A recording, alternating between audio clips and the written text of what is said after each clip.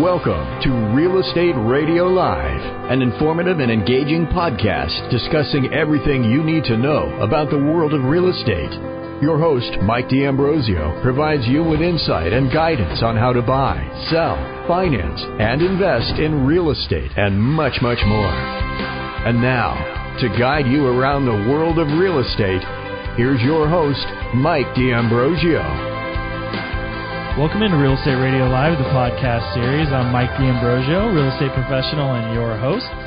We hope you are enjoying our new podcast format, same great information and education as we always have been doing on Real Estate Radio Live. We appreciate all you listeners out there. Download our podcast on iTunes, Stitcher, or you can go to reradiolive.com. And you can also download our app, the RE Radio Live app, in the iTunes store and follow the show. And we also love you guys to go on to podcasts and rate the show. Give us a good rating on there, and we love your rave reviews and feedback. And for all things real estate, don't hesitate to reach out. You can go to my website, MikeDsells.com. That's MikeDsells.com. Or you can email me, Mike at reradiolive.com. Or you can text in questions or comments anytime, 408-630-0101. 408-630-0101. And we'd like to thank our wonderful sponsors, Starburst Construction and Taps Termite. You can go to starburstconstruction.com or Taps Termite. We have awesome partners, they're just wonderful sponsors to have on the show. They'll be on throughout the year, and we look forward to that as well. So we have the D'Ambrosio Real Estate team on today. We have guests. Laura Pesavento is on with my trusty sidekick. We have a lot of guests coming on in the next couple weeks, huh? We're jam-packed. So we're not going to be we're going to be with other people in the coming month or so. So let's have a good time today. Won't you miss me? Yeah, I guess I'll probably miss you. So, all right. So today we're going to talk. Yeah, of course I will. Today we're going to talk about parental transitioning in real estate. Is that a good way to talk? That sounds like super clinical. Yeah, okay. Yeah. But it is. It needs to be. Yeah, looking after your parents. A lot of this kind of stemmed from things you've been going through lately. So really good. You know, a lot of people go through the same scenarios we're going to talk about today. We're going to talk about trust, insurance, maintenance, granny units, all that type of stuff. So why don't let's just get started. You just want to get dirty? Yeah, let's just get dirty. So Tell everyone what happened recently. Well, you know, it's something that you think that's going to happen in the future, and you just don't know quite when. But we were just doing some discovery on what it's going to be like as my parents are getting older, and, you know, how is it going to work? Am I going to move in and remodel their house and build on a granny unit for them? Are we going to move out of the area someday, you know, in 5 years? What's it going to look like? Well, we're doing some discovery, and to find out, you know, your parents had such low house payments, and of course we all know you either have impounds attached or you pay your homeowners insurance outside. Yeah. Well, some people I think maybe are under the impression that once your mortgage is paid, you probably you're not required to pay homeowners insurance. Right, because the lender requires you to have insurance. Sure. But if you don't have a lender anymore, why would you be paying the insurance? What if something were to happen to your home? Right. Yeah. Wah, wah, wah. Right. Well, You're guess screwed. What? Yeah. I just found out that my parents don't have homeowners insurance. Right. Not a good thing. No, it's not, especially with everything that's been, all the natural disasters that have been happening lately and all that. I mean, we're right down the street from the creek. Yeah. So thank goodness nothing really did happen. Because, you know, they're on a high enough area that they didn't get flooded. But, my gosh, you know, this is stuff that you just, hey, you know, you want to come over for dinner? Hey, did you know I don't have homeowners insurance? Is that how it came up? Not even close. Yeah. That would be stumbling across, pulling something under, you know, pulling a cord underneath the house, finding out that there's some resting water. Yeah. Yeah. And then, hey, homeowners insurance can take care of that. Oh, well, we don't have that. Right. Wah, wah, wah. Right. Not good. Yeah. So if you're out there listening and you have your house paid off, you don't have insurance, or you have rental properties that are paid off without insurance, not a good idea. And this is in no way an insurance commercial. Yeah, we're not selling insurance. This is just smart. It's smart to do. I know paying insurance premiums is no one loves it. but it's a necessary evil. It's just, car insurance, that type of thing. Everything. So, again, with your parents, a conversation with them. Have a conversation. A lot of them don't understand that they... and bus chuck me on it. Say, hey, I was talking with my friend Laura, and her parents don't have that. You guys have insurance, right? Yeah, bus truck Laura. That's it. That's good. I'm fine with that. So, okay, and then within that story you just told, maintenance was another big piece of that. And I would assume that that's probably a bigger issue for a lot of people. The D'Ambrosio team sells a lot of trust sales and people that unfortunately pass away, and then their kids need to sell the house. So, and with that comes a lot of houses that are really have a lot of deferred maintenance. Poor shape. And so it's only going to help you as an heir to make sure that the house is in good order, because you're going to pay for it at some point. It's whether it's now or maybe even more so after the later parent passes away. Well, it will be more later, because then the one problem leads to another, to another, right, Mike? Yeah. I mean, that's why we always talk about being proactive with your maintenance and expecting the unexpected. Yeah, so tell them what you guys found, or your husband found. Yes. Underneath the house. So in pulling an Ethernet cable through the bottom of one room to another room, we found standing water from a pipe that had been burst and was for God knows how long, because then you start seeing some living organisms in the wood, and then you go, oh wow, really? Then you got to call TAPS Termite or Gregorio. Yeah.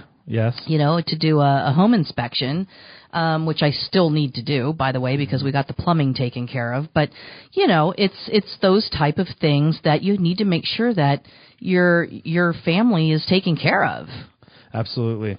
Yeah, I think, again, just to kind of reiterate, you're basically... sometimes I get, aging parents, they're set in their ways or they're hard-headed. They don't want to deal with those types of things. But if you're you're going to be handling their estate at some point, or, and God forbid, once they pass away, you're going to be selling that house or doing something with it. You're not only helping your parent at the time, but you're helping yourself for the future if you take care of those problems ahead of time. Basically. Absolutely. And it's probably going to cost less by doing that. It definitely will cost less. Yeah. Okay, so we're talking insurance, maintenance. The other big thing, and we've done shows on this in the past, is making sure your parent or parents have their properties and their stuff in a trust. And that my parents do. Yes, that I know. Which is good. Yes. But a lot of people don't. And what a lot of people don't realize is that if your parents don't have a property in the trust, you're going to become partners with the state at some point. And which you don't want to do. Definitely don't want that to happen, which is called probate. And in fact, we should have a probate attorney on at some point to go through that nightmare about dealing with probate, how long it takes, how expensive it is. In other words, they're a beneficiary. Yeah, exactly. Let's be real about it. And so let's be honest, it's a crappy thing. You don't want to deal with it, and you just want to. So if they put everything in order and put it in a trust, it's good to go. Interesting story. I just sold a property as a total fixer-upper. It was a hoarder lived there. It was an estate sale, and my past client, who I sold the house next door, became this guy's executor because the guy that passed away didn't have any really family, and he became friends with the neighbor, my past client. So he became the executor, and this guy that just passed away had a pretty sizable estate as far as stocks go, and he was an art collector. So surprisingly enough, he was a really bad hoarder, but he had a lot of expensive art in the house. It was really weird. Of expensive hoard. Which he donated the expensive art to a museum. But anyways, the point I'm trying to make is that my client had got him, thank God, to put the house into a trust, but the guy never put like his stock accounts and anything in the trust. So now all that's going through probate, and it's going to take a long time to deal with that. What a nightmare! I guess the moral of the story is real estate is obviously one of the most important assets to most people, but make sure they put all of their financials, everything in the estate and in the trust, and get all their ducks in a row. Well, let's be real too, Mike. People look at it like what? It's $1,000 to like maybe $1,800 in order to do something like that. But look at it in the long run. I mean, you could be like really screwing yourself. Yeah, absolutely. It's worth it. Okay, well, we got to take a quick break. We'll be right back to talk about more about parental transitions and real estate. The D'Ambrosio Real Estate team here will be right back. For more information on today's program, visit reradiolive.com. That's reradiolive.com.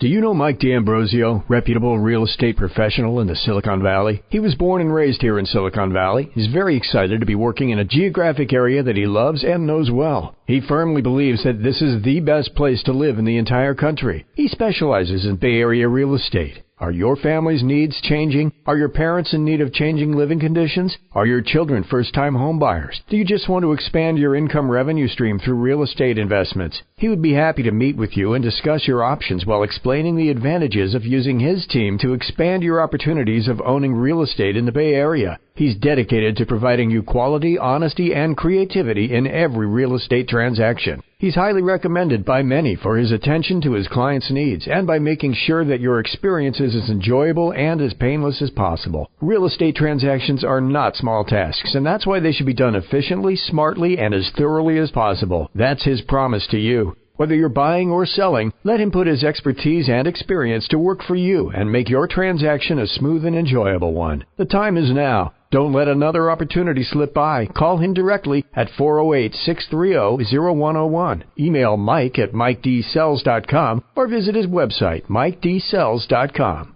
Cal BRE number 0184192. Welcome back to Real Estate Radio Live. For more information on today's topic or guests, just visit reradiolive.com. That's reradiolive.com. Again, your host for today's edition of Real Estate Radio Live, Mike D'Ambrosio.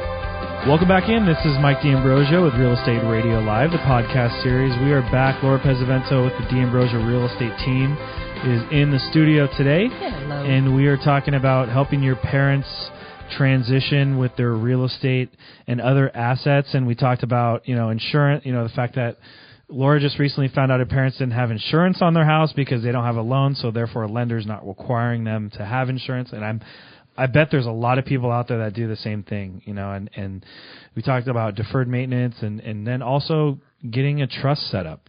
And the fact that the trust is only going to cost you, depending on the person you use, $1,000 to $3,000, right? But if you don't have a trust and you go through probate, it could cost you $30,000 to $50,000, just depending on how big the big headache is. And a big headache and time. Time is money. And so it's not their money to have. Yeah, exactly.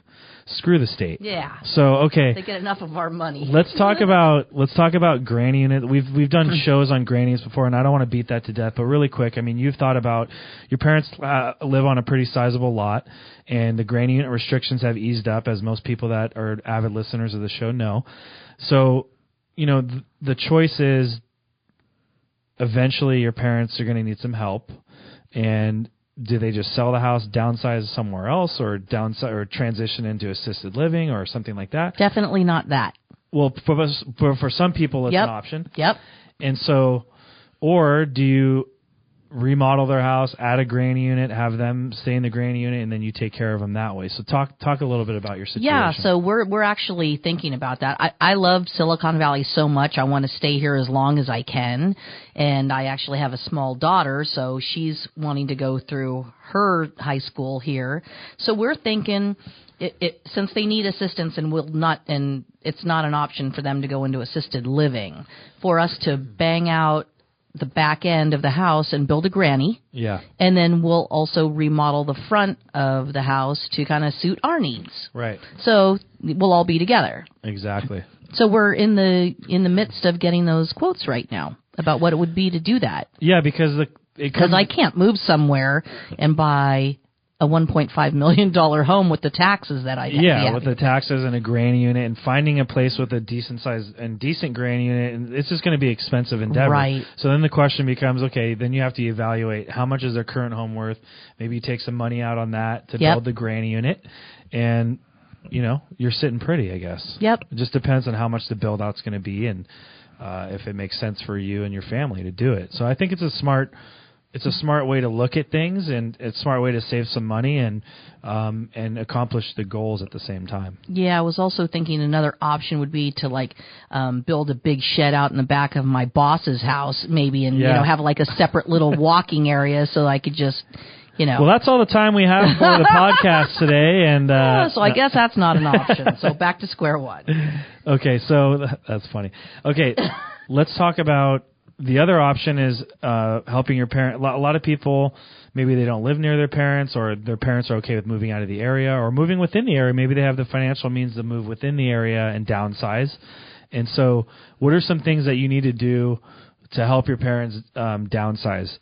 So the number one thing would be to determine the end goal before beginning. So before putting the house on the market, make sure you know what the heck you're doing. So if your parents have lived in the home for a lot of years, this whole process is going to be a tough transition. Yeah, it's daunting in general.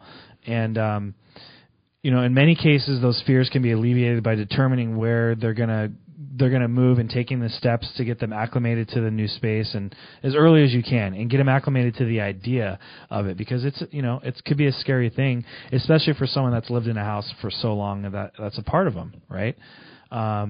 So determining the end goal before beginning is really, really important. Just like, that's kind of, I don't know, to me that sounds common sense. Yeah, life 101, but Well, for some it's too overwhelming to even start to, think about that. So That's why it's nice to have a trusted guide, real estate agent that knows the steps. Absolutely. And that's one of my That steps. is one of your strengths, Look at actually. That's one of the steps here too. The other thing is, and this is a really difficult thing for a lot of people, is downsizing the stuff, distributing the heirlooms as a part of the downsizing process, getting rid of the crap basically they have, or the good stuff too. Well, and, a lot of times older people have connections and ties to a lot of items in the house, and maybe they're a hoarder, maybe they're not. That's a really difficult. I've found almost the more difficult part than actually selling the house and getting them to sell and move is the getting rid of the stuff, because they want to take all that stuff with them sometimes, and it's just not possible. Well, I think one way to alleviate that would be to gather around them and say, hey, I'd really love to take on these things. These are my childhood heirlooms. I'd love to be able to house them. And then sell them on the side after. No, stop it. Mike. Yeah, no, actually my mom is already preparing to do that. She is ready. She's already saying, "Oh, come get these things, Let's disperse that stuff, or I have some jewelry that I want you to have." So I think she's preparing herself. That's good, and I'm glad. But a lot of people have a harder time with their parents doing that. And so the other things you can suggest: doing a yard sale, doing an estate sale. We have some really good estate sale. We have a really good estate sale guy, Rick. We do. We have a great partner. And it's amazing the things these guys do in getting the house ready and evaluating what is valuable and how much they can sell it for, and just really helping the whole process. They're pros at that. Yeah, full service too. And then at the end, if you don't want anything to be left, nothing will be left. It's amazing. It's amazing. It is what Rick amazing. does. So there's that. And then, as we kind of talked about before, handling repairs and renovations after the home's vacant. So let's say you sell everything, you do a yard sale, you do an estate sale, and then getting inspections done in the house, making sure that the home's dialed in before you put it on the market is very, very important. Or during the clean-out process, if you know there's a lot of issues with the house, get started on that type of stuff. And then, as we always talk about, finding the right real estate professional, getting the right pro that knows what they're doing when it comes to this transition. They have proven experience, or training and handling the needs of senior real estate clients. There's a whole designation that realtors can take. I've taken it before, the seniors real estate specialist designation, that helps them understand the whole process of that. Making sure they have references of clients that were in similar situations, making sure they're prompt in the response on emails and communication, and keeping you in the loop. You know, the older generations, they have different ways of communicating. So making sure the agent understands that and is keeping them in the loop as well as you at the same time. Making sure they have a successful track record, and, you know, overall having a good personality and someone that your parents are going to be comfortable working with, and you too, is really important. I think you really gravitate towards the older generation yeah, too. They love you. I do. That's why I used to do a lot of advertising in the Yellow Pages, because it's print advertising, and I got a lot of calls from older clients because, let's be honest, and I'm not bashing the Yellow Pages here, but most people that are reading those nowadays are older, yeah. older generation. So you seem to be a trusted guide, though. You're like everyone's son. Yeah, no, and I love it. I love helping the older generations out, and it's not like working with millennials. And I know people that listen to this podcast. Mike, you are a millennial. I am a millennial, but a lot of them annoy me, to be honest with you. And I've talked about it on this podcast before. Do you annoy yourself sometimes? I annoy myself sometimes. I annoy my wife sometimes. I'm on my phone. I can't multitask. I'm like on my phone texting, and she has to repeat herself, and I annoy myself when I'm a millennial. But millennials out there, don't take it personally. I guess I'm just saying is that what I appreciate about the older generation is the old school way of doing business, the handshake, the looking in the eye, the, you know, just... And you learn that from the master. Yeah, and the fact that they're loyal, and, you know, I just like that way of doing business personally. It's not all on text and on video chat and that type of thing, you know. So, yeah, so kids of the older generation, Mike is your guy. There you go. So there you have it. So that is talking about downsizing. So we covered a lot of ground today in a short amount of time. Yeah. And thanks for sharing your stories, Laura, with having your parents. Me. And, you know, if you're out there going through a similar situation, feel free to reach out to me, or even Laura would be happy to talk to you about it. Absolutely. But happy to talk to you about all your real estate needs. You can always check us out online, MikeDsells.com. That's MikeDsells.com. For all you old people out there that are on Facebook, you can go to Facebook.com/MikeDRealEstate. Or you can email me, Mike@RERadiolive.com. Thanks for tuning in to Real Estate Radio Live. Thanks for coming on, Laura. Appreciate it. I'm Mike D'Ambrosio. We'll be back soon. Take care. You've been listening to Real Estate Radio Live. For more information on today's program, visit RERadiolive.com. That's RERadiolive.com. Subscribe to our podcast. Discover more at RERadiolive.com.